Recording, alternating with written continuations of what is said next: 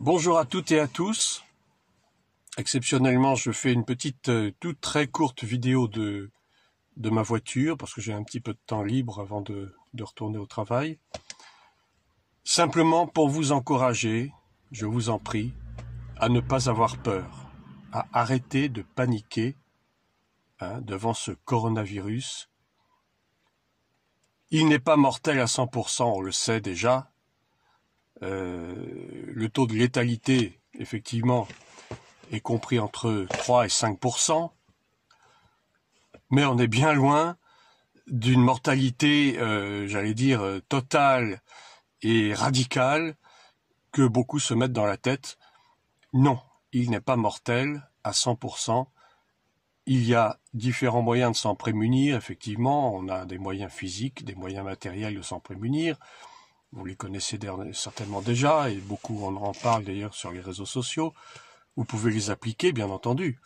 Ça n'exclut pas qu'il faille être sage et intelligent et utiliser quand même des règles d'hygiène élémentaires, des règles d'ailleurs qu'on applique d'ailleurs à tout moment dans notre vie, mais qui sont encore plus applicables, j'allais dire, dans ces temps difficiles, avec ce virus qui est assez agressif, assez offensif.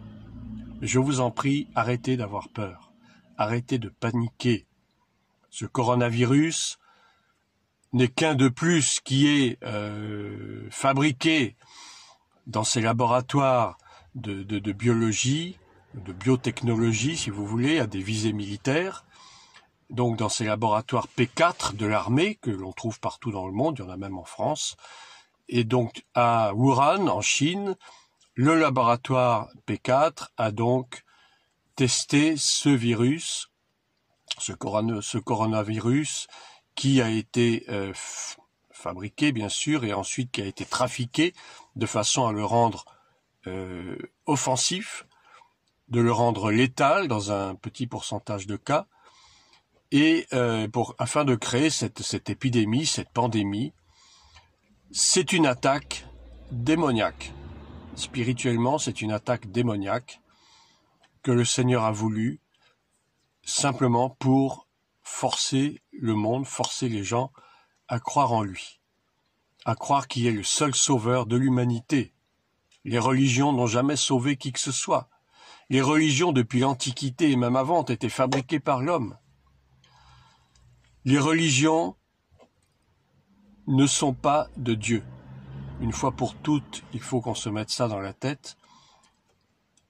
Tout ce qui peut nous sauver, et la seule chose qui puisse nous sauver, c'est de mettre notre foi entière, pleine et exclusive dans le Seigneur Jésus, venu en chair dans le monde, Fils de Dieu, pour expier à la croix de Golgotha nos péchés et nos malédictions. Il a pris sur lui nos malédictions et nos maladies, comme le dit Ésaïe, le prophète Ésaïe.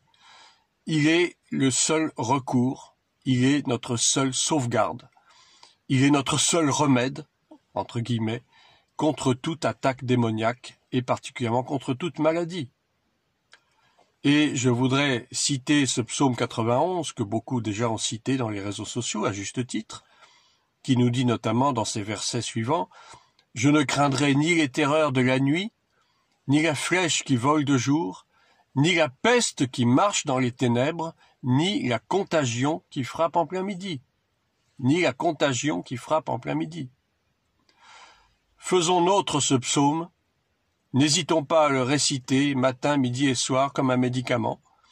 Ce n'est pas un fétiche, n'est pas un gris-gris non plus, la parole de Dieu n'est pas un fétiche, la parole de Dieu est réelle, la parole de Dieu est vivante, elle est la vérité, celle qui nous permet de triompher de toutes les embûches du malin.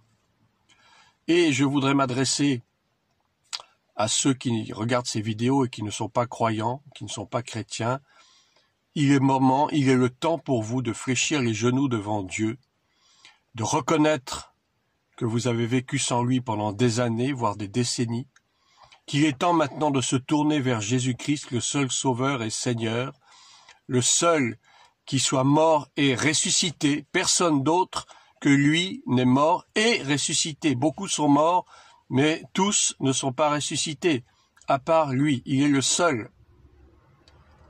Mettez votre foi en lui, acceptez-le comme votre Seigneur et Sauveur, Il est grand temps maintenant de nous tourner vers celui qui peut nous sauver de la déroute, qui peut nous sauver des catastrophes à venir. Le monde est en pleine déroute, le monde est en pleine déconfiture, mais nous ne devons pas baisser les bras. Au contraire, nous devons redoubler à la fois de vigilance et partir en guerre contre tous ces hordes de démons qui cherchent à nuire à l'Église, qui cherchent à nuire aux chrétiens et qui cherchent d'une façon générale à nuire au monde entier. Mais encore une fois, n'ayez pas peur, ça ne sert à rien. La peur et la panique ne sont pas des remèdes, au contraire, ce sont ces choses qui permettent d'aggraver la situation. Dans la peur et dans la panique, on fait n'importe quoi, on fait des bêtises, et ça n'ajoute rien du tout. Ce n'est pas du tout un remède efficace. Plions les genoux devant le Seigneur, vivons dans la sanctification, et pour vous, chrétiens et chrétiennes, revêtez-vous du sang de l'agneau, ce sang pur et sans tache, ce sang qui a été mis sur les linteaux en Égypte du peuple d'Israël pour se prémunir de l'ange exterminateur. C'est ce même sang qui nous couvre aujourd'hui, c'est ce même sang qui nous préserve de la calamité, c'est ce même sang qui nous préserve de la maladie et de la mort.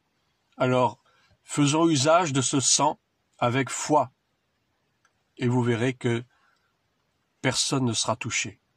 Ou si par hasard vous êtes touché accidentellement, vous ne mourrez pas si vous mettez votre foi dans le Seigneur. Vous ne mourrez pas parce que le Seigneur protège ses enfants.